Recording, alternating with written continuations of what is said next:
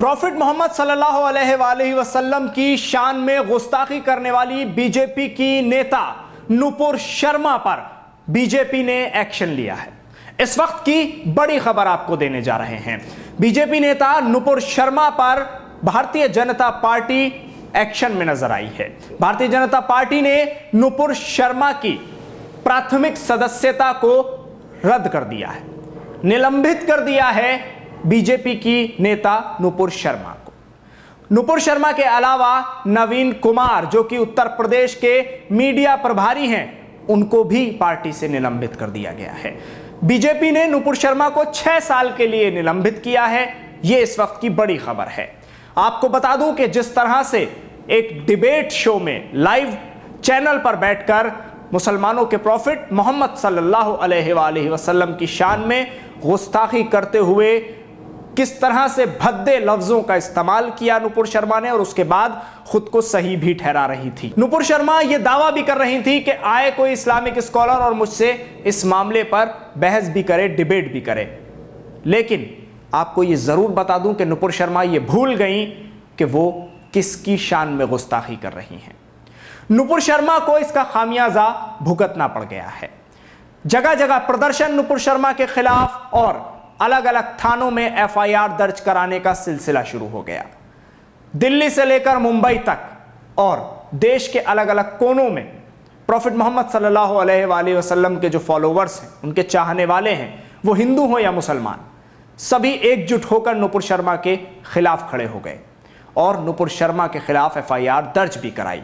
इस पर अभी थोड़ी देर में बात करूंगा कि जो एफआईआर दर्ज हुई है उस पर कार्रवाई क्या हो रही है। लेकिन अभी बात कर लेते हैं नुपुर शर्मा की सदस्यता रद्द होने पर। 6 साल के लिए नुपुर शर्मा को पार्टी ने निकाल दिया है और पार्टी ने यह भी लिखा है कि बीजेपी सभी धर्मों का सम्मान करती है, सभी रिलीजन का सम्मान करती है, ऐसा बीजेपी ने कहा है।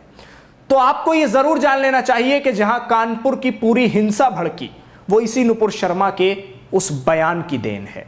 क्योंकि नुपुर शर्मा ने जब यह बयान दिया टीवी डिबेट पर, उसके बाद मुसलमानों का गुस्सा भड़का और उन्होंने प्रदर्शन करना शुरू किया। जब मुसलमान सड़क पर उतरे, अपना प्रदर्शन कर रहे थे नमाज़े जुमा के बाद, तो वहीं कुछ लोग सड़क पर आए और आकर पथराव करना शुरू कर दिया, जिसको नेशनल मीडिया ने ऐसे दिखाया कि मुसलमानों ने जुमे की नमाज के फौरन बाद कुछ लोगों पर पथराव कर दिया। तो सवाल तो यह उठता है कि वो लोग आए क्यों? अगर पथराव मुसलमानों ने किया तो सामने वाली पार्टी वहां खड़ी क्यों थी? तो आप ये समझ सकते हैं कि मुसलमान अपना प्रदर्शन कर रहे थे और मुसलमानों का कहना है कि शांतिपूर्ण तरीके से प्रदर्शन कर रहे थे, और वहां कुछ भगवाधारी पहुंचे और उन्होंने, हिंदुत्ववादी संगठन के जो लोग थे, उन्होंने पथराव किया। फिर यह पूरा मामला हिंसा में तब्दील हो गया और उसके बाद आज बीजेपी को यह बयान देना पड़ा। इसकी सिर्फ यही वजह नहीं है। अब आ जाइए आप विदेश की बात कर लेते हैं। यह तो हुई देश की बात। जिस तरह से गल्फ कंट्रीज में पीएम मोदी के पोस्टर्स लगाए जा रहे हैं, पीएम मोदी के खिलाफ किस तरह से लिखा जा रहा है। अल जजीरा के ट्वीट की बात अगर कर ली जाए तो अल जजीरा ने भी ट्वीट किया है इसको, और उसके अलावा गल्फ कंट्रीज के अनेकों फोटो सोशल मीडिया पर आ रहे हैं जिसमें पीएम मोदी के पोस्टर लगाए जा रहे हैं, और वो पोस्टर कुछ इस तरह के हैं जो आप अपनी स्क्रीन पर देख रहे हैं। तो ये तमाम चीजें तब हुई जब भारतीय जनता पार्टी की तरफ से प्रॉफिट मोहम्मद सल्लल्लाहु अलैहि वसल्लम की तौहीन के बाद कोई एक्शन नहीं लिया गया, जबकि बीजेपी की नेता ने यह तौहीन आमेज बातें कही थी और उसके बाद बीजेपी खामोश थी। लेकिन चौतरफा मजम्मत के बाद, चारों तरफ से घिरने के बाद बीजेपी को मजबूरन यह एक्शन लेना ही पड़ा।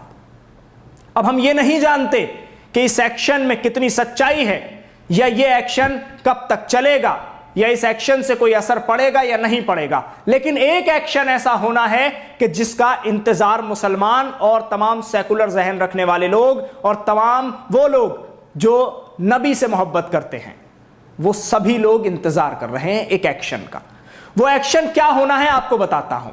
मुंबई में जिस तरह से रजा एकेडमी के जरिए एफआईआर दर्ज कराई गई है, उसमें जो धाराएं लगी हैं, उन धाराओं के तहत नुपुर शर्मा पर कार्रवाई का इंतजार किया जा रहा है, क्योंकि उनमें 153A भी है और तमाम इस तरह की धाराएं हैं कि जिनके बाद शायद अगर नुपुर शर्मा पर कार्रवाई हो जाए तो अकल ठिकाने आ जाए। लेकिन सवाल यह भी उठ रहा है कि क्या कार्रवाई होगी या फिर सिर्फ पार्टी से निलंबित कर दिया जाएगा और वहीं इस फाइल को क्लोज कर दिया जाएगा।